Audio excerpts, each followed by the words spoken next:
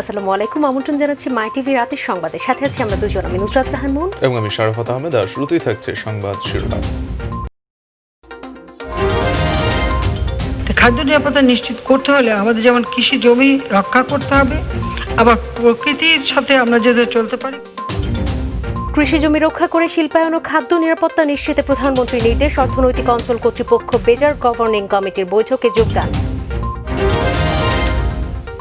করোনায় দেশে মোট ৩,৮২২ জনের মৃত্যু। ভুয়া রিপোর্ট দেয়া জেকেজি হেলথের বিচার শুরু। প্রাথমিকভাবে প্রমাণিত হয়েছে বলেই তাদের বিরুদ্ধে আজকে চার্জ গঠন হয়েছে। কক্সবাজারে সিনহা হত্যা মামলার 7 আসামিকে রিমান্ড শেষে কারাগারে প্রেরণ। শিপ্রা দেবনাথের রিট আবেদন হাইকোর্টে খারিজ। এখানে যেহেতু মৌলিক অধিকার লঙ্ঘন হয়েছে, এই আদালতের এই মামলাটা গ্রহণ করার এখতিয়ার আছে। দেশের বিভিন্ন জেলায় দুর্ভোগে পানিবন্দী মানুষ। অতিবৃষ্টিতে গোপালগঞ্জে অকাল বন্যা। ক্ষয়ক্ষতিগুলো নিরূপণ করে এগুলা দ্রুত প্রয়োজনীয় ব্যবস্থা নেওয়ার জন্য আমরা সেই লক্ষ্যে কাজ করছি। শুনছিলেন সংবাদ শিরোনাম। বিস্তারিত আয়োজনে যাচ্ছি। চাকরির পেছনে না ছুটে যুবকদের উদ্যোক্তা হওয়ার পরামর্শ দিয়েছেন প্রধানমন্ত্রী শেখ হাসিনা। যুবকদের সহযোগিতা উৎসাহিত করতে সংশ্লিষ্টদের নির্দেশনা দিয়েছেন তিনি। প্রধানমন্ত্রীর কার্যালয়ে অনুষ্ঠিত অর্থনৈতিক অঞ্চল কর্তৃপক্ষ বেজার গভর্নিং বডির 7ম সভায় গণভবন থেকে ভার্চুয়ালি যুক্ত হয়ে এই নির্দেশনা দিয়েছেন তিনি। সভায় কৃষি জমি রক্ষা করে শিল্পায়নের মাধ্যমে কর্মসংস্থান সৃষ্টি ও খাদ্য নিরাপত্তা নিশ্চিতেরও নির্দেশ দিয়েছেন প্রধানমন্ত্রী শেখ হাসিনা। আমাদের শিল্পায়ন করতে হলে আমাদের সুনির্দিষ্ট জায়গা ঠিক করে দিতে হবে, যাতে করে খুব দ্রুত, কারণ একটা কাজ করতে গেলে আমাদের যেটা সমস্যা হয়ে যায় সেটা হচ্ছে ভূমি নিয়ে।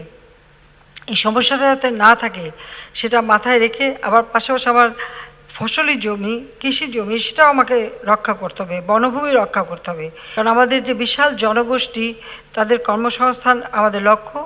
আরেকটা বিষয় হচ্ছে আমাদের বিভিন্ন অঞ্চলে বিভিন্ন ধরনের পণ্য উৎপাদন হয়। এই কৃষি পণ্যগুলি যেন কাঁচামাল হিসেবে আমরা ব্যবহার করতে পারি, অর্থাৎ কৃষি পণ্য প্রক্রিয়াজাত শিল্প বা খাদ্য প্রক্রিয়াজাত শিল্প, এটাও আমাদের জন্য প্রয়োজন। গত 24 ঘন্টায় দেশে 2,868 জনের করোনা সংক্রমণ শনাক্ত হচ্ছে। একই সময় মারা গেছেন 41 জন। এ নিয়ে দেশে 2,87,959 জনের করোনা শনাক্ত হয়েছে। আর দেশে করোনায় সংক্রমিত হয়ে মোট মারা গেছেন 3,822 জন। 24 ঘন্টায় মৃতদের মধ্যে পুরুষ 32 জন এবং নারী 9 জন। করোনা সংক্রমণ পরিস্থিতি নিয়ে স্বাস্থ্য অধিদপ্তরের সংবাদ বিজ্ঞপ্তিতে এ তথ্য জানানো হয়। বিজ্ঞপ্তিতে জানানো হয় 24 ঘন্টায় সুস্থ 3,253 জন। সব মিলিয়ে এ পর্যন্ত সুস্থ হয়েছেন 1,68,991 জন।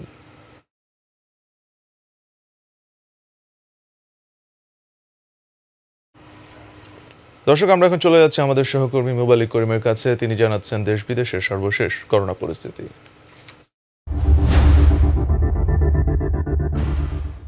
ধন্যবাদ। গত 24 ঘন্টা কিন্তু দেশে করোনা ভাইরাসের নমুনা পরীক্ষা কিছুটা কমলেও শনাক্তের হার বেড়েছে। আমরা যদি একটু বিশ্লেষণের দিক দেখিয়ে দেখতে পাবো, এখন পর্যন্ত কিন্তু মোট যে আক্রান্ত তার সংখ্যাটা কিন্তু গত কদিনের চেয়ে কিন্তু একটু বেড়েছে। সবচেয়ে বেশি ছিল এর মধ্যে কিন্তু 18 তারিখে অনেকটা বেশি ছিল। আর মৃত্যুর চিত্রটা আমরা দেখেছি, যেটা কিন্তু গত 18 তারিখ সেটাও কিন্তু বেশি ছিল, সেটা কিন্তু কমে এসে আজকে কিন্তু একটু কমে এসে আবার বাড়া শুরু হয়েছে। আর সুস্থতার চিত্রটা কিন্তু আমরা যেমনটা দেখছি সেটা বেড়েছে। একটু যদি আমরা বিশ্লেষণের দিক আরেকটু দেখছি, যে এখন পর্যন্ত শনাক্তের যে হার টেস্টের বিপরীতে তা কিন্তু 20.40%। এই পর্যন্ত শনাক্ত হয়েছে কিন্তু টেস্টের বিপরীতে 20.46%। আর সুস্থতার যে বিবেচনা এবং শনাক্তের হার সব কিছু মিলে দেখা যাচ্ছে 58.69%। আমরা যদি একটু রাজধানীর অবস্থা দেখি, রাজধানীতে এখন পর্যন্ত যে আক্রান্ত রয়েছে সেখানে চিত্র দেখছে সবচেয়ে বেশি আক্রান্ত রয়েছে মিরপুরে 2890 জন আক্রান্ত, উত্তরাতে 1230 জন, মহৎপুরে 1138 জন, আর ধানমন্ডিতে কিন্তু 1131 জন আক্রান্ত রয়েছেন। আমরা যদি জেলা ওয়ারি দেখি, জেলাগুলোর মধ্যে কিন্তু সবচেয়ে বেশি এখন আক্রান্ত রয়েছে। আমরা যেমন দেখছি যে এর মধ্যে কিন্তু আক্রান্ত এখন পর্যন্ত ঢাকাতে কিন্তু সবচেয়ে বেশি আক্রান্ত 72,940 জন, চট্টগ্রামে 16,118 জন, কুমিল্লাতে 6,328 জন, আর নারায়ণগঞ্জে 6,181 জন কিন্তু আক্রান্ত হয়েছে। আর যদি বিশ্বব্যাপী দেখি, সারা বিশ্বে এখন পর্যন্ত কিন্তু মোট আক্রান্ত 2,26,00,000 কিন্তু ইতিমধ্যে ছাড়িয়ে গেছে। নতুন করে সংক্রমিত হয়েছেন প্রায় 44,000 জন মানুষ, আর মোট মৃত্যু হয়েছে 7,91,709 জন। এর মধ্যে কিন্তু সবচেয়ে বেশি আক্রান্তের দিকে অবস্থান শীর্ষে রয়েছে যুক্তরাষ্ট্র, 57,000 হাজারের বেশি মানুষ কিন্তু 57 লাখ মানুষের বেশি সেখানে কিন্তু আক্রান্ত, এবং সেখানে কিন্তু নতুন সংক্রমিতর হারটা কিন্তু একটু কমেছে, 947 জন আক্রান্ত। মোট মৃত্যু সেখানে কিন্তু 1,76,000 মানুষ। এরপর পরে অবস্থান ব্রাজিলের, প্রায় 34 লাখ মানুষ সেখানে আক্রান্ত, কিন্তু মৃত্যু হয়েছে সেখানে 1,11,000, যেটা কিন্তু অনেকটা বেশি। এদিকে প্রতিবেশী দেশ ভারতে কিন্তু 28,41,000 মানুষ কিন্তু এর মধ্যে আক্রান্ত হয়েছেন, সেখানে প্রায় মারা গেছেন 54,000। নতুন করে কিন্তু সেখানে সংক্রমিত হয়েছে 5,578 জন। এটা কিন্তু অনেকটাই একটু মানে অ্যালার্মিং যে বাড়ছে সেখানে কিন্তু প্রতিবেশী দেশ ভারতে, এবং এটা কিন্তু অনেকটা ছড়িয়েও পড়ছে। এখন পর্যন্ত যে করোনা ভাইরাসের ভ্যাকসিনে যেমনটা বলা হয়েছিল, যে ফাউসি বলছেন যে সবার জন্য কিন্তু করোনা ভাইরাসের ভ্যাকসিনটা বাধ্যতামূলক করা যাবে না, কারণ সবার দেহে এটা কিন্তু নাও স্যুট করতে পারে, যেমন তারা যেমনটা বলছে যে সবার গায়ে এটা কিন্তু অ্যাডজাস্ট নাও হতে পারে। এই ছিল এখন পর্যন্ত দেশ এবং আন্তর্জাতিক অঙ্গনের সংবাদ। আমরা ফিরছি নিউজ স্টুডিওতে। মোবাল্লিক, ধন্যবাদ আমাদের সাথে যুক্ত হওয়ার জন্য। করোনা পরীক্ষার ভুয়া রিপোর্ট দেওয়ার অভিযোগে করা মামলায় জেকেজি হেলথ কেয়ারের chairman doctor Sabrina Chowdhury, CEO Ariful Islam সহ 8 জনের বিচার শুরু করেছে আদালত। বৃহস্পতিবার ঢাকার সিএমএম আদালত তাদের বিরুদ্ধে অভিযোগ গঠন করে। 27 আগস্ট সাক্ষ্য গ্রহণের দিন ধার্য করেছে আদালত। এস এম আরিফের রিপোর্ট। করোনা পরীক্ষা না করেই মন গড়া রিপোর্ট দেওয়ার অভিযোগে জেকেজি হেলথ কেয়ারের চেয়ারম্যান ডাক্তার সাবরিনা চৌধুরী এবং সিইও আরিফুল ইসলাম সহ 7 জনের বিরুদ্ধে গত 5 আগস্ট চার্জশিট দেয় পুলিশ। বৃহস্পতিবার আদালতে ডাক্তার সাবরিনা, আরিফুল সহ 8 জনকে হাজির করার পর আদালত অভিযোগের বিষয়ে তাদের প্রশ্ন করেন দোষী নাকি নির্দোষ। উত্তরে তারা নির্দোষ উল্লেখ করলে আদালত তাদের সবার বিরুদ্ধে অভিযোগ গঠনের আদেশ দিয়ে সাক্ষ্য গ্রহণের দিন ধার্য করে।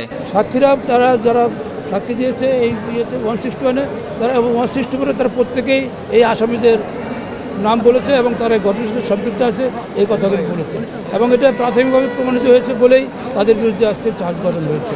এবং আগামী 27/8/20 তারিখে পরবর্তী সাক্ষীর জন্য দিন ধার্য আছে। তবে আসামি পক্ষের দাবি, মামলায় কোনো সুনির্দিষ্ট অভিযোগ নেই। এছাড়া মামলার নথি পাওয়া যায়নি উল্লেখ করে শুনানি পেছানোর দাবিও করেছিল আসামি পক্ষ, যদিও বা এটিকে আসামি পক্ষের একটি কৌশল বলে মনে করছে রাষ্ট্রপক্ষ।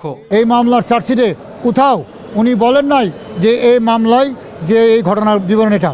আমরা মনে করি যেটাকে তড়িঘড়ি করে একটা রিপোর্ট এবং ফটোকপি করে একটা রিপোর্ট, এটা শুধু একটা লেম এক্সকিউজ, এটা শুধু মামলাটাকে তারা দীর্ঘসূত্রিত করার জন্য, ঘোরানোর জন্য শুধু তারা এই প্লিটা তারা নিয়েছে। এবং শেষ পর্যন্ত কিন্তু তারা প্রত্যেকেই তারা আসামিদের ডিসচার্জের জন্য তারা পিটিশন দিয়েছে আদালতে এবং শুনানি করেছে। যদি কাগজপত্র তাদের না থাকতো তাহলে কীভাবে তারা শুনানি করে? অভিযোগ রয়েছে করোনা পরীক্ষা না করেই মনগড়া কিংবা ভুয়া রিপোর্ট দেয়া হতো জেকেজি হেলথ কেয়ার থেকে। এভাবে বিপুল পরিমাণ অর্থ সবার কাছ থেকে হাতিয়ে নেয় সাবরিনা আরিফ চক্র। এস এম আরিফ, মাই টিভি, ঢাকা। কক্সবাজারে সিনহা হত্যা মামলার 7 আসামিকে 7 দিনের রিমান্ড শেষে আদালতের মাধ্যমে কারাগারে পাঠানো হয়েছে। এর আগে রিমান্ড শেষে কক্সবাজার হাসপাতালে তাদের স্বাস্থ্য পরীক্ষার পর 4 পুলিশ সদস্য এবং 3 জন সাক্ষীকে আদালতে তোলা হয়। এদিকে জব্দকৃত 29টি ডিভাইস আজ রামু থানা থেকে সংগ্রহ করা হবে বলে জানিয়েছে র্যাব। গতকাল পুরো ঘটনা সম্পর্কে মামলার তদন্তকারী কর্মকর্তা একটি পরিষ্কার তথ্যচিত্র পেয়েছেন বলে জানিয়েছেন র্যাবের আইন ও গণমাধ্যম শাখার মুখপাত্র লেফটেন্যান্ট কর্নেল আশিক বিল্লাহ। পুলিশের গুলিতে নিহত অবসরপ্রাপ্ত মেজর সিনহার সহকর্মী শিপ্রা দেবনাথের ব্যক্তিগত ছবি ও ভিডিও ফেসবুকে পোস্ট করে উস্কানিমূলক বক্তব্য দেওয়ায় সাতক্ষীরার এসপি এবং পুলিশ ব্যুরো অফ ইনভেস্টিগেশনের পুলিশ সুপারের বিরুদ্ধে ব্যবস্থা গ্রহণের দাবিতে হাইকোর্টে করা রিটটি উত্থাপিত হয়নি মর্মে খারিজ করে দেওয়া হয়েছে। আজ এ রায় দিয়েছেন হাইকোর্টের বিচারপতি JBM হাসান ও বিচারপতি মোহাম্মদ খায়রুল আলমের সমন্বয়ে গঠিত বেঞ্চ। এখানে পাবলিক অথরিটি একটা পাবলিক রং করেছে এবং মৌলিক অধিকার লঙ্ঘন করেছে, যার দরুন আমরা সারা দেশের মানুষ এটা আহত এবং শিপ্রার পক্ষে আমরা এই আবেদনটা দায়ের করেছি। তো এখানে যেহেতু মৌলিক অধিকার লঙ্ঘন হয়েছে, এই আদালতের এই মামলাটা গ্রহণ করার এখতিয়ার আছে, বাট আদালত আমাদের যে আর্গুমেন্ট এতে মনোপুত হননি, যার জন্য এটা আমরা আদালতের কাছে নট প্রেস করেছি।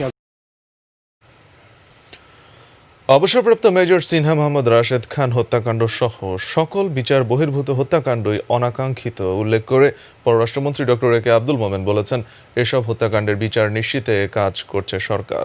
সিলেট সদরের 22 টিলাস্থ জলাশয়ে উপজেলার মৎস্য অধিদপ্তরের পোনা অবমুক্তকরণ কার্যক্রম উদ্বোধন শেষে সাংবাদিকদের প্রশ্নের জবাবে তিনি আরও জানান, যখনই এ ধরনের কোনো ঘটনা ঘটছে তখনই সরকার প্রয়োজনীয় ব্যবস্থা গ্রহণ করছে। আমরা কেউই চাই না যে বিচার বহির্ভূত হত্যাকাণ্ড হোক, আমরা একটা লোকও মারা যাক, বিচারের বাইরে সেটা আমরা চাই না। এবং আমরা চাই না যে, আমরা চাই সবার বিচার হোক, তারপর তার উপর শাস্তি হোক। বিএনপি চেয়ারপারসন খালেদা জিয়া সহ 11 আসামির বিরুদ্ধে বড়পুকুরিয়া কয়লা খনি দুর্নীতি মামলায় চার্জ গঠনের বিষয়ে শুনানির তারিখ পিছিয়ে আগামী 17 সেপ্টেম্বর ধার্য করেছেন আদালত। সকালে কেরানীগঞ্জ কারাগারে নবনির্মিত 2 নম্বর ভবনে স্থাপিত অস্থায়ী ঢাকার বিশেষ জজ আদালত 2-এর বিচারক AHM রুহুল ইমরান আসামি পক্ষের সময় আবেদন মঞ্জুর করে এই তারিখ ঠিক করেছেন। এদিন মামলাটি চার্জ শুনানির দিন ধার্য ছিল, কিন্তু খালেদা জিয়া শারীরিকভাবে সুস্থ থাকায় আদালতে হাজির হতে পারেননি। এজন্য তার পক্ষে সময় আবেদন করেন সৈয়দ জয়নুল আবেদিন মেজবা। শুনানি শেষে বিচারক সময়ের আবেদন মঞ্জুর করে পরবর্তী চার্জ শুনানির এই তারিখ ধার্য করেছেন। এবারে বন্যা প্রসঙ্গ। টাঙ্গাইলে তৃতীয় দফার বন্যায় এখনও পানিবন্দী লাখো মানুষ। নতুন করে আবার সবকটি নদীর পানি বৃদ্ধি পাওয়ায় যমুনা তীরবর্তী চরাঞ্চলের মানুষের মাঝে বিরাজ করছে চরম হতাশা। ঘুরে দাঁড়ানোর আগেই কর্মহীন হয়ে পড়ার আশঙ্কা করছে এসব এলাকার সাধারণ মানুষ। গবাদি পশু ও পরিবার পরিজন নিয়ে পুনরায় তারা নিরাপদ স্থানে ফিরে যেতে শুরু করেছে। এবছর রোপা আমন চাষ করতে পারবে কিনা এ নিয়েও অনিশ্চয়তা দেখা দিয়েছে কৃষকদের মাঝে। এদিকে দ্বিতীয় দফায় জোয়ারের পানি বৃদ্ধি পাওয়ায় ডুবে গেছে হিজলার অধিকাংশ এলাকা। গতকাল বিকেল থেকে মেঘনা নদীর পানি বৃদ্ধি পেয়ে হিজলা উপজেলা প্রত্যন্ত অঞ্চল জোয়ারের পানিতে ডুবে যায়। এতে ব্যাপক ক্ষতি হয়েছে। অনেক এলাকার সড়ক যোগাযোগ বিচ্ছিন্ন হয়ে পড়ায় জনজীবনে নেমে এসেছে দুর্ভোগ। পুকুরের মাছ, পানির বরজ, ফসলি জমি ডুবে যাওয়ায় ক্ষতি হয়েছে কোটি কোটি টাকার। উপজেলা নির্বাহী অফিসার বকুল চন্দ্র কবিরাজ জানিয়েছেন, নিম্নচাপ সৃষ্টি হয়ে জোয়ারের পানি বৃদ্ধি পেয়েছে। 69টি সাইক্লোন শেল্টার প্রস্তুত রাখা হয়েছে বলেও জানান তিনি।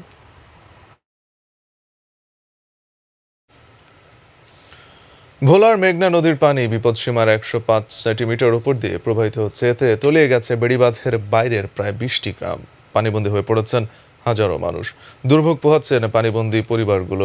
অমাবস্যা ও উজানের পানির ঢলের কারণে পানি বৃদ্ধি পেয়েছে বলে জানিয়েছে পানি উন্নয়ন বোর্ডের কর্মকর্তারা। এদিকে অতি জোয়ারে বেশ কিছু পয়েন্ট বেড়িবাঁধ ঝুঁকির মধ্যে রয়েছে। পানিবন্দী এলাকায় বিশুদ্ধ পানির তীব্র সংকট দেখা দিয়েছে।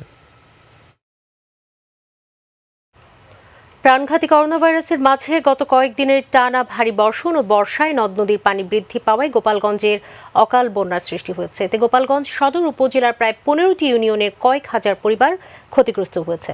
প্রতিনিধি আরিফুল হক আরিফের প্রতিবেদন, জানাচ্ছেন আতিকুর রহমান তিতাস। গোপালগঞ্জে গত কয়েকদিনের ভারী বর্ষণে সৃষ্ট বন্যায় অধিকাংশ ঘরবাড়ি, রাস্তা, দোকানপাট, শিক্ষা প্রতিষ্ঠান ও ধর্মীয় উপাসনালয় ডুবে গেছে। এতে চরম বিপাকে পড়েছেন বানভাসী মানুষ। সবচেয়ে বেশি দুর্ভোগে পড়েছে নিম্ন আয়ের মানুষজন। রোজগার না থাকায় অনেক সময় না খেয়েও দিন পার করছেন অনেকে। কয়েক লক্ষ টাকা আমাদের ক্ষতি হয়ে গেছে। এখন সরকারের সহযোগিতা যদি আমরা পাই, সরকার আমাদের দিকে সুদৃষ্টি দেয়, তাহলে তো আমরা ক্ষতির থেকে কিছুটা এগিয়ে উঠে আসতে পারবো। গ্রামীণ সড়কগুলো পানির নিচে তলিয়ে যাওয়ায় অধিকাংশ এলাকায় যান চলাচল বন্ধ রয়েছে। হঠাৎ করে আবার বন্যা হয়, আমার একমাত্র যাতায়াতের যে রাস্তাটি, এই রাস্তাটি সম্পূর্ণ পানিতে ডুবে যায়, যার কারণে আমার প্রতিষ্ঠানে মালামাল আনা নেওয়া এবং যে সমস্ত শ্রমিক কর্মচারী আছে তাদের আসা যাওয়া অত্যন্ত বিঘ্নিত হচ্ছে। এলাকার কর্মজীবীদের জন্য ব্যস্ততম সড়ক তুতবাটি থেকে উর্ফি পার্ক পর্যন্ত রাস্তাটি ডুবে যাওয়ায় বিপাকে পড়েছে 4000 নিম্ন আয়ের পরিবার। আমাদের যাতায়াতের সমস্যা, এখন পানি হয়েছে বন্যার জন্য। 1 কিলোমিটার রাস্তায় আসতে আমাদের অনেক পানি চলে, আমরা ঠিকমতো ডিউটি করতে পারি না। বৃষ্টি বাদলে আমাদের রাস্তা তলে যায়, আমরা যে কোনোভাবে আসতে পারি না। এখন আমাদের পানি দিয়ে ঝাপাই আসতে হচ্ছে। পানিবন্দী মানুষের দাবি অনুযায়ী ভাঙা রাস্তা দ্রুত মেরামতের আশ্বাস দিলেন নির্বাহী প্রকৌশলী। প্রায় 10 কোটি টাকার ক্ষতি হয়েছে মর্মে আমরা প্রাথমিকভাবে ধরে নিচ্ছি। বন্যার পানি নামার পরে আমাদের স্থানীয় সরকার প্রকৌশল অধিদপ্তরের সদর দপ্তর থেকে নির্দেশনা আছে, এগুলা ক্ষয়ক্ষতিগুলা নিরূপণ করে এগুলা দ্রুত প্রয়োজনীয় ব্যবস্থা নেওয়ার জন্য আমরা সেই লক্ষ্যে কাজ করছি। আতিকুর রহমান তিতাস, মাই টিভি। বরিশালের গরুনদী ও আগুইলঝাড়ার হাট বাজারগুলোতে চাহিদা বেড়েছে মাছ ধরার ফাঁদের। কদর বাড়ায় ফাঁদ তৈরিতে ব্যস্ত সময় পার করছেন কারিগররা। তবে এসব সামগ্রী তৈরি সরঞ্জামের দাম বেশি হওয়ায় তেমন লাভ হচ্ছে না বলছেন কারিগররা। প্রতিনিধি মোহাম্মদ গিয়াসুদ্দিন মিয়ার প্রতিবেদন, জানাচ্ছেন মুবাল্লিক করিম। বর্ষায় বেড়েছে খাল বিলের পানি, সাথে ধুম লেগেছে ফাঁদ দিয়ে মাছ ধরার। তাই তো বরিশালের গরুনদী আগুইলঝাড়া হাটবাজারগুলোতে বেশ চাহিদা মাছ ধরার ফাঁদের। এই অঞ্চলের প্রায় 1000 পরিবার মৌসুমী কাজের সাথে জড়িত। পরিবারের সবাই মিলে বাড়িতে বসেই এই ফাঁদ তৈরি করেন। বাঁশ, সুতো এবং স্থানীয় কৈয়ালতা দিয়ে চাই, বুনচা ও বাইন্না তৈরি করা হয়। অনেকে আবার যশোর, মাগুরা, ঝিনাইদহেও এসব ফাঁদ সরবরাহ করেন। নিজেরা হাতে তৈরি করে আমরা নিজেরাই বিক্রি করি। আমরা এই গ্রামের থেকে চাই কিনে গিয়ে হাটে বিক্রি করি আর এখানে রাখি, এতে পানি বাড়ায় আমাদের চাই 2 আর 3 দিকে একটু ভালো কেনা বেচা চলছে। 300 চাই আনছি আমি, মোটামুটি বেচা বিক্রি ভালো। 200 চাই বিক্রি করছি, অবশিষ্টতাই রয়েছে, আবার আগামী হাটে বিক্রি করব। আমরা লোক দিয়ে চাই বানাই হাটে বিক্রি করিয়া এতে কোনো রকম সংসার চালাই, তাতে কিছু লাভবান আমাদের আছে। ফাঁদ তৈরির সরঞ্জামের দাম বেশি হয় অন্য বছরের তুলনায় এবছর তুলনামূলকভাবে লাভ কম হচ্ছে কারিগরদের। আমাদের যে বানিয়া চাই যে আমরা বিক্রি করি, লতা এবং সুতো এবং বাঁশের যে মূল্য, সে অনুযায়ী আমরা সে মূল্য পাইতেছি না। পানি বৃদ্ধি হওয়ার কারণে সাইবুস নই কিনতে আইছি, আর সাইবুস নই দাম চাই বেশি। সাইবুস নই কিনতে আইছি, ভরতে আসি গান হইতে, কিন্তু দরে দামে বনে না, লইতে পারিনি। এদিকে মৌসুমে কাজ করে কোনোভাবে বছরের অর্ধেক সময় পাড়ি দিলেও বাকিটা সময় বেকার কাটান এই কারিগররা। চাই, বুসনই, বাইন্যা মাছ ধরার যে ফাঁদগুলো আছে তা যারা তৈরি করেন সার্বিক পৃষ্ঠপোষকতা করার দৃঢ় অঙ্গীকার ব্যক্ত করছি। কারিগররা বলছেন সরকারের একটু সুদৃষ্টি পেলে ঐতিহ্যবাহী এই পেশাটাকে টেকানো সম্ভব। মুবাল্লিক করিম, মাই টিভি, নিউজ ডেস্ক। দর্শক, নিচ্ছি কি সংবাদ বিরতি। ফিরে এসে অন্যান্য সংবাদের সঙ্গে আরও জানাচ্ছি। বিএনপির রাজনীতিতে পারস্পরিক অবিশ্বাস আর হতাশা চলছে। যুব মহিলা লীগ আয়োজিত শোক দিবসের আলোচনায় বললেন ওবায়দুল কাদের। রেল ভ্রমণে আরোপিত বিধিনিষেধ শিথিল, এক এনআইডিতে কেনা যাবে পরিবারের 4 সদস্যের টিকিট।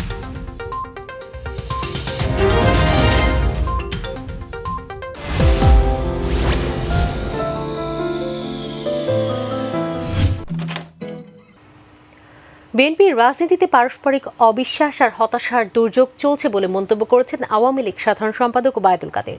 তিনি বলেন, বিএনপির সাথে মানুষের কোনো সম্পর্ক নেই, এখন গৃহবন্দী হয়ে শুধুই সরকারের সমালোচনা করে যাচ্ছে। বিকেলে বঙ্গবন্ধু অ্যাভিনিউ দলের কেন্দ্রীয় কার্যালয়ে জাতীয় শোক দিবস উপলক্ষে যুব মহিলা লীগ আয়োজিত স্মরণ সভায় তিনি মন্তব্য করেন। পাপিয়াদের মতো কোনো অপকর্মকারীর যাতে আর অনুপ্রবেশ না ঘটে সে লক্ষ্যে সতর্ক থাকার নির্দেশ দিয়ে তিনি বলেছেন, অনিয়মের বিরুদ্ধে শেখ হাসিনার সরকার কঠোর অবস্থানে রয়েছে। এছাড়াও বঙ্গবন্ধু অ্যাভিনিউয়ে জাতীয় শোক দিবস উপলক্ষে আলোচনা সভা, দোয়া ও মিলাদ মাহফিল করে যুবলীগ ও মহানগর দক্ষিণ আওয়ামী লীগ। কেউ যেন কোনো অপকর্ম করতে না পারে সেদিকে খেয়াল রাখতে হবে, প্রশ্রয় দেওয়া যাবে না। বিএনপি মহাসচিব দেশের স্বাস্থ্য খাত আর রাজনীতিতে নাকি শুধু দুর্যোগই দেখতে পাচ্ছেন, আসলে দুর্যোগ তাদের মানসিকতা।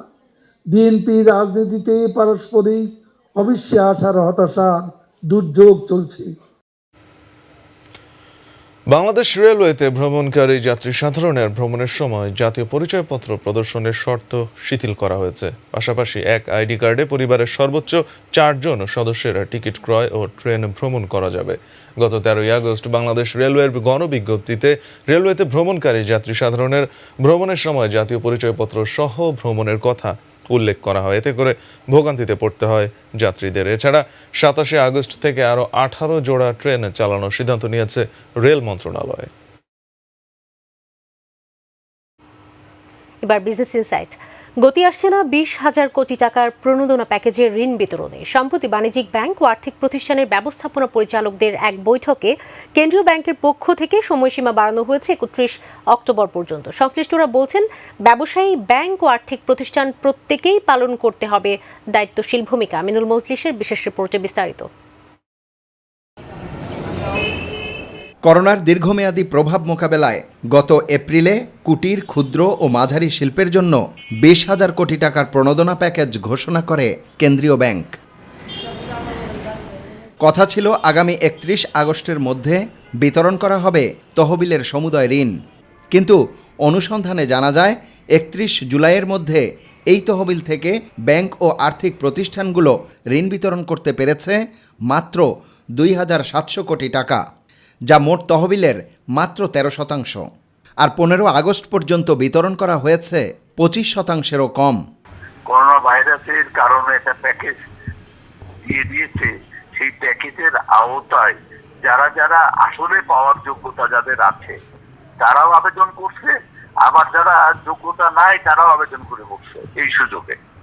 সুতরাং ব্যাংক তো দেখে শুনেই দিতে হচ্ছে। কিছু ব্যাংক কর্মকর্তার অসহযোগিতার কারণে ঋণ বিতরণের গতি মন্থর হচ্ছে বলে মনে করেন ব্যবসায়ী নেতারা। করোনা দুর্যোগকালে সবচেয়ে বেশি ক্ষতিগ্রস্ত হয়েছে আমাদের এসএমই, আমাদের ক্ষুদ্র এবং মাঝারি শিল্পটা। অত্যন্ত দুঃখের বিষয়, মাননীয় প্রধানমন্ত্রীর এই প্রণোদনা ঘোষণার পর থেকেই আমরা দেখে আসছি ব্যাংকগুলো বরাবরের মতো কোনোভাবে এই ঋণটা যাতে এসএমইরা না পায়, ব্যাংকগুলো যেন তার সকল চেষ্টা উদ্যোগ এইখানেই নিয়োজিত করে রেখেছে। আর ব্যবসায়ীদের সাথে ব্যাংক ও আর্থিক প্রতিষ্ঠানের পারস্পরিক বোঝাপড়া সহজতর না হলে কাজে আসবে না কোনো উদ্যোগ, এমন মন্তব্য সংশ্লিষ্টদের। আমাদের ইকোনমিতে বা সারা পৃথিবীর ইকোনমিতে এই ক্ষুদ্র এবং মাঝারি শিল্পটাই বড় ভূমিকা, জিডিপিতে বড় ভূমিকা রাখে। ঘোষণা মোতাবেক বাংলাদেশ ব্যাংক তার তফসিলি ব্যাংকগুলোকে তহবিল সহায়তা যেন দিয়ে থাকে। বোথ সাইডেরই সহযোগিতা দরকার। আমি বিশ্বাস করি যে যারা অরিজিনালি ব্যবসা তাদেরও আন্তরিকতা লাগবে, ব্যাংকগুলোও কিন্তু আন্তরিকভাবেই কাজ করছে। যদি এমন কোনো প্রমাণ আমাদের কাছে আসে, আমরা তো খালি সার্কুলার করেই শেষ করিনি, আমরা এই সার্কুলারের ফলো আপও নিচ্ছি। কিন্তু উদ্ভূত পরিস্থিতিতে প্রণোদনা প্যাকেজ বাস্তবায়নের সময়সীমা বাড়ানো হয়েছে 31 অক্টোবর পর্যন্ত। 15টা ব্যাংক এবং 4টা আর্থিক প্রতিষ্ঠান এদের সাথে মিটিং করে এদেরকে বলা হয়েছে যে 31 অক্টোবরের মধ্যে তোমাদের যে টার্গেট দেওয়া হয়েছে এই টার্গেট অনুযায়ী তোমাদের ডিসবার্সমেন্ট করতে হবে। আমিনুল মজলিস, মাই টিভি, ঢাকা। রাতে নিরাপদে চলাচলে মানুষকে যাতে সমস্যায় পড়তে না হয়, সেই সঙ্গে নিজের প্রিয় শহরের সৌন্দর্য বাড়াতে রাস্তায় লাগানো হয়েছে স্ট্রিট লাইট। লাইটগুলো লাগাতে দেখে মানিকগঞ্জের মানুষের মনে দেখা দিয়েছিল নতুন স্বপ্ন, কিন্তু কর্তৃপক্ষের অবহেলার কারণে সেই আলো এখন মলিন হবার পথে। মানিকগঞ্জ প্রতিনিধি মোহাম্মদ আজিজুল হাকিমের তথ্য ও ছবিতে ডেস্ক রিপোর্ট। সড়ক বিভাজনে ল্যাম্পপোস্ট বসিয়েছে মানিকগঞ্জ পৌরসভা। এখানকার বাস স্ট্যান্ড থেকে খালপার পর্যন্ত প্রায় 1 কিলোমিটার সড়কের নতুন এসব ল্যাম্পপোস্টে কদিন জ্বলেছেও আলো, কিন্তু হঠাৎই বন্ধ করে দেয়ায় আবারও পৌরবাসীর চলাচল এমন অন্ধকারে। চলাচলকারীরা বলছেন, অন্ধকার হওয়ায় সড়কটিতে চুরি ছিনতাইয়ের কবলে পড়ার আশঙ্কা রয়েছে। হাসপাতাল গেটের সামনে একটা জ্বলে, ওয়ারলেস গেটটা আর খালপাড়াটা, বাইকগুলো জ্বলে না। যদি জ্বালায় নিরাপত্তার লিগে সব দিকে গাড়ি গুড়ি সব ক্লিয়ারভাবে দেখা যায়, রাত্রে ছিনতাইগিরি হইব না। আলোহীন সড়কে দুর্ঘটনারও শঙ্কা অনেকের। আমার খুব অ্যাক্সিডেন্টের কোনো ভয় থাকবো না, মনে করি আমাদের একটু সুবিধা হয়, আমরা একটু চোখ দিতে পারি। মনে করেন আমরা আমাদের জন্য ভালো হবে গাড়ি আমরা যারা চালাই। কাজ শেষ হওয়ার পরও কেন জ্বলছে না সড়কবাতি, সেই ব্যাখ্যা দিলেন পৌর মেয়র। সবই রেডি হয়েছে, ওখানে আরেকটু কাজ বাকি আছে, উপরে আরেকটা লাইট আমি একটা সেটিং করছি। আগস্ট মাসে কোনো আলোর সজ্জা, এটা যদিও একটা রোড লাইটিং, তারপরেও যেহেতু একটু আলোকসজ্জা আছে, যার জন্য এটা ওপেনিংটা এই আগস্ট মাসে আমরা করিনি, সেপ্টেম্বরের প্রথম উইকেই আমরা ওপেনিং করে ফেলব। এসব ল্যাম্পপোস্ট বসাতে ব্যয় হয়েছে 83,68,000 টাকা, যার সুবিধা এখনও পাচ্ছে না মানিকগঞ্জবাসী। নূর মোহাম্মদ, মাই টিভি নিউজ ডেস্ক। প্রবাসীর সংবাদ। কুয়েতের স্বরাষ্ট্র মন্ত্রণালয় ও জনশক্তি বিষয়ক মন্ত্রণালয়ের সমন্বয়ে সিদ্ধান্ত নিয়েছেন প্রবাসীদের পরিবার থেকে যেসব ছেলে মেয়েদের পড়াশোনা শেষ হয়েছে কিন্তু কুয়েতের আইন অনুযায়ী বয়স অতিক্রম করেনি তাদের কোনো প্রকার রেসিডেন্সিতে স্থানান্তরিত করা হবে না। তাদের অবশ্যই কুয়েত ছাড়তে হবে, তবে যারা নির্ধারিত বয়সের পর অধ্যয়ন করতে ইচ্ছুক তারাই কেবল কুয়েতে থাকার বৈধতা পাবেন। কুয়েতের স্বরাষ্ট্র মন্ত্রণালয় ও জনশক্তি বিষয়ক মন্ত্রণালয়ের সমন্বয়ে উপরোক্ত সিদ্ধান্তটি গ্রহণ করা হয়েছে। এবারে আন্তর্জাতিক প্রসঙ্গ।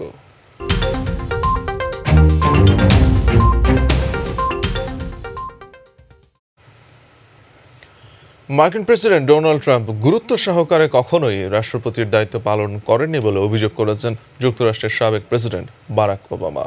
মার্কিন ডেমোক্রেট কনভেনশনে অংশ নিয়ে বুধবার ওবামা কথা বলেন। এদিকে হোয়াইট হাউসে এক সংবাদ সম্মেলনে ওবামার সমালোচনা করে মার্কিন প্রেসিডেন্ট ডোনাল্ড ট্রাম্প বলেন তিনি ছিলেন একজন ভয়ানক প্রেসিডেন্ট এবং ওবামা যুক্তরাষ্ট্রকে ভয়াবহ অবস্থায় রেখে গিয়েছিলেন বলেই জনগণ তাকে নির্বাচিত করেন।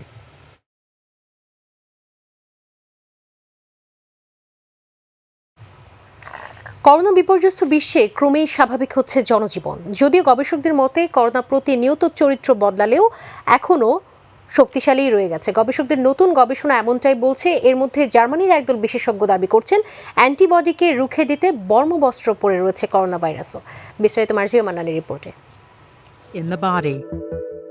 ক্রমেই ঘনাচ্ছে করোনার কাটা রহস্য। এতদিন জানা ছিল নোভেল করোনা ভাইরাসের গায়ের স্পাইক বা কাটাগুলোই সংক্রমণের মূল। সংক্রমিত হওয়ার পরে মানবদেহে অ্যান্টিবডি তৈরি হলে তা প্রথমেই শেষ করে স্পাইক প্রোটিনকে। কিন্তু জার্মানির একদল বিশেষজ্ঞ দাবি করেছে অ্যান্টিবডিকে রুখতে বর্মবস্ত্র পরে রয়েছে ভাইরাসও।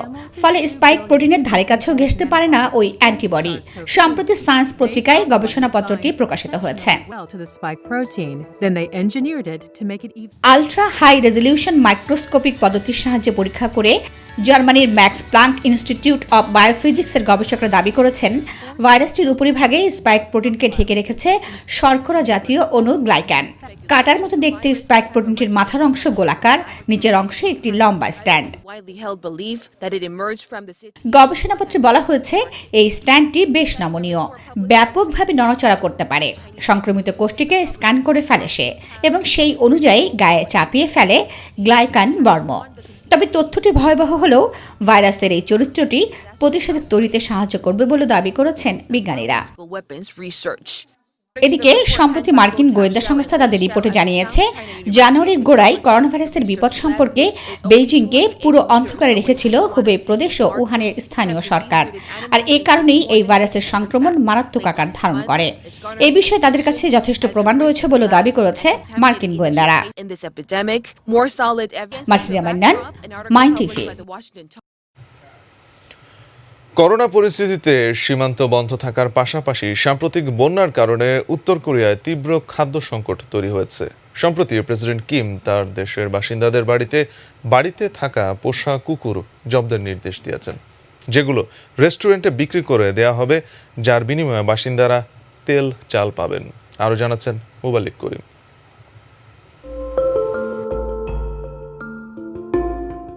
করোনা, বন্যা।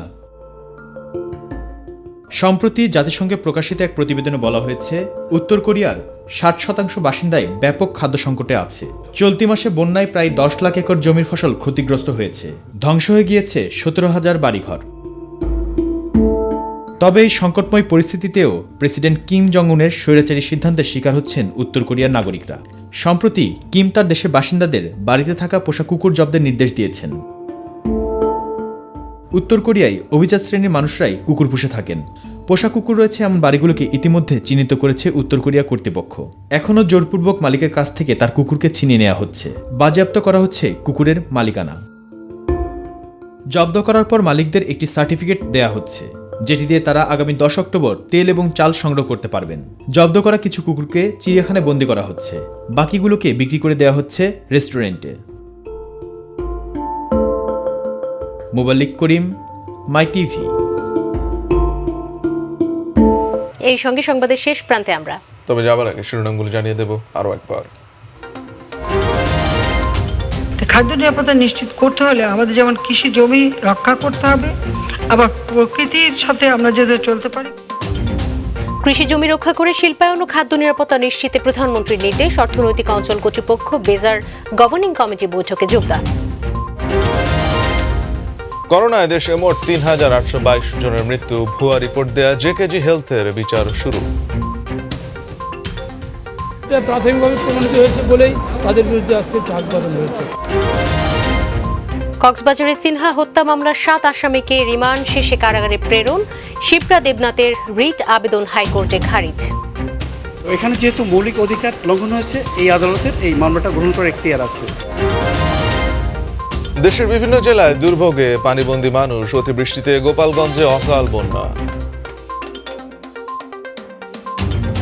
ক্ষয়ক্ষতিগুলা নিরূপণ করে এগুলা দ্রুত প্রয়োজনীয় ব্যবস্থা নেওয়ার জন্য আমরা সেই লক্ষ্যে কাজ করছি। মার্কিন প্রেসিডেন্ট ডোনাল্ড ট্রাম্প গুরুত্ব সহকারে কখনো রাষ্ট্রপতির দায়িত্ব পালন করেননি, অভিযোগ বারাক ওবামার।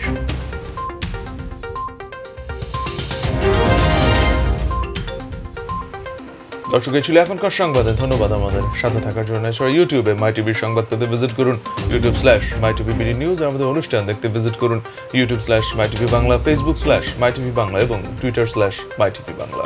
পরবর্তী সংবাদ দেখার আমন্ত্রণ জানিয়ে বিদায় নিচ্ছি। দর্শক, করোনা সংক্রমণ প্রতিরোধে সবাই সতর্ক থাকুন, স্বাস্থ্যবিধি মেনে চলুন। আল্লাহ হাফেজ। আল্লাহ হাফেজ।